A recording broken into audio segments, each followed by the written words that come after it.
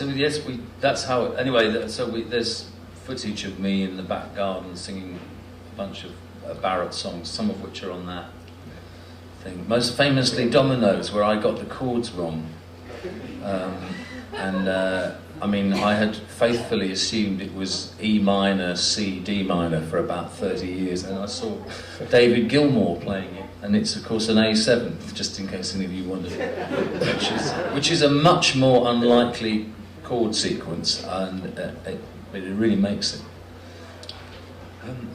Yeah, maybe one more. Yeah. Oh, it's two. the hands, it's two. a forest, it's quite literally a sparrow. Speaking of closed record shops, I want to thank Robyn for many moons ago, last century, you played in my record store in San Francisco, open line music, and I have two brief questions. One, you've revisited the Soft Boys and of course Trains. Do you envision perhaps doing another album in celebration? And second question, of course, many of us have seen you for years, and you're an amazing composer, of course, but you shed light on some other great artists, of course, like Syd, I've seen you do Wolfpack, and Van, you've done Linda Garden's Gold Highlights and Visions of Johanna, and so forth. I was hoping perhaps you might favor us with a rendition of something by one of your heroes tonight. I don't know, you have to come and see the gig. Sold out! Oh, you can get in. People can get in. You can get in, there's hundreds of people. Most of the Nixon's cabinet are going to be here. The cabinet of Dr. Nixon. Yeah? There was somebody on here who's been waiting a long time, yeah. actually, this guy. So, actually, kind of piggybacking off the last question about heroes, I often hear your influences as the usual suspects, Syd Barrett, Bob Dylan, the Beatles, but I was hoping you could talk a little bit about other sources of inspiration for you musically.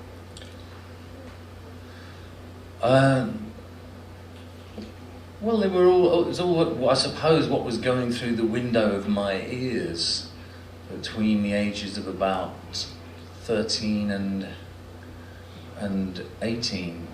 So around that time, you know, whatever else was happening, the Kinks and the Who and I mean, particularly, but more the folk end of it. So people like Bert Yance and the Incredible String Band, and then later on, Richard Thompson, I suppose. I loved the Byrds all along, and then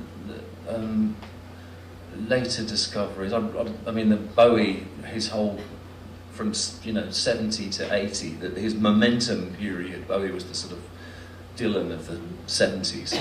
I mean, that stuff still sounds really good. I loved all that, and later period Roxy music, and all various people who were around the same time I was on the kind of indie rock era in the 80s, like Julian Cope. I loved some of his stuff, and sort of people who are friends of mine like R.E.M. and Grant Lee Phillips, Tanya Donnelly, Gillian Welch. I was lucky enough to work with Martin Carthy recently with Graham Coxon. So, but you know that once you kind of actually get to meet and work with people, it's great if they're people you admire and things. But it's not the same as how you felt when you were 15 or whatever, you know. But you know that. I mean, it's just the odd thing that you have when you go back into when that music gets you, you know. And I think every generation has that compost. For us, you know, it was the 60s, and that period is now seen as classic rock. So when I started in the late 70s, people said, "Oh, you're a bit retro, aren't you?"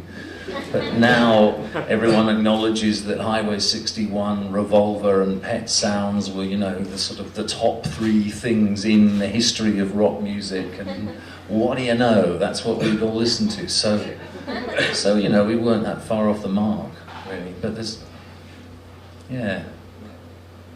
I think it's probably, is it one more? It's one more, and then it's we're going to come back.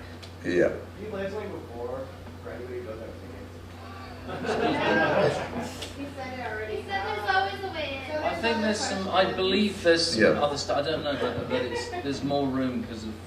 Badger at the door, because Yeah. some people who've got the festival tickets may not come because they've got a free pass if they've got that. So do keep badgering them. Badger.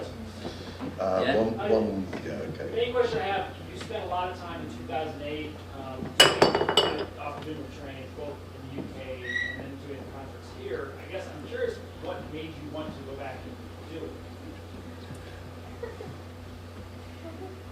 Oh, it was my wife Michelle actually suggested it. You know, because all these people do albums. Lou Reed does Berlin, and Roger Waters does Dark Side of the Moon, and Van Morrison's just done Astral Weeks. And you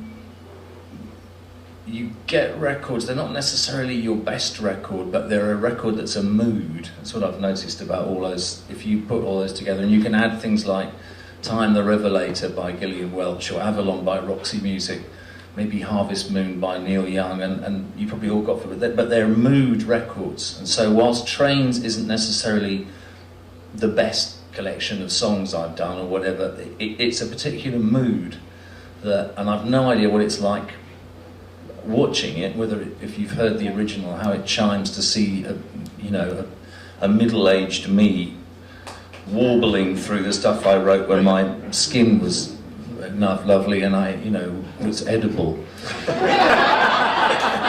And thank you. But so I mean, I like doing those old songs because my songs tend to be wiser than I am, and they seem to know things I don't. So I sort of think, Jesus, when did I write that, and why did I take no notice of what I was saying? And there's obviously something there trying to tell me something, and I got luck. John was willing to come on and actually take on the role of bringing this to what used to be celluloid. But I think that, you mentioned, someone else mentioned, celebrating other albums. There's always stuff lying around, but I think, I don't think Roger Waters is going to do, I could be wrong, but I don't think he's going to start doing Animals as well, or Wish You Were Here, and I don't think Lou Reed, sadly, is going to start doing Coney Island Baby. You got one of those, you got that mood record, and people seem to know it, and I'm extremely grateful to Michelle for just saying, oh, what about Trains? And, it's the only one that could be done like that, and probably the only one worth filming, actually. The others have all got some nice songs on, but... It's got a coherence, the mood is consistent all the way through. Yeah, I've no idea why either. I love the fact that you're kind of playing around a bit with different genres, like, Sleepy Nights of Jesus and barbershop style with personality traits, but it all fits the mood. There's something about it. It's a kind of happy, sad. It's sort of dark, light. Well, it's probably because it all had nobody else on it. So yeah. So it was. But if I went back and made another completely solo record now, I don't think it would have that. I mean, I've done solo recordings since, but I don't think they have that. You've got different nutrients. Yeah. And so whatever I was feeding on then produced that in conjunction with where I was at the time. But anyway, it's fantastic. We did it, and I am, the sort of whatever 28-year-old me, or whatever I was when I'm 30, would be absolutely staggered to think that the film had been made of it in this, sold-out concert hall in New York, and we'd be here rattling on in Chicago, nearly pretty much beyond the end. The world's scheduled to end in 2012, so very, very close. We've got in there and done that. And it's tremendously exciting. So the younger me and the older me, thanks to you all and John very much for doing this. Yeah.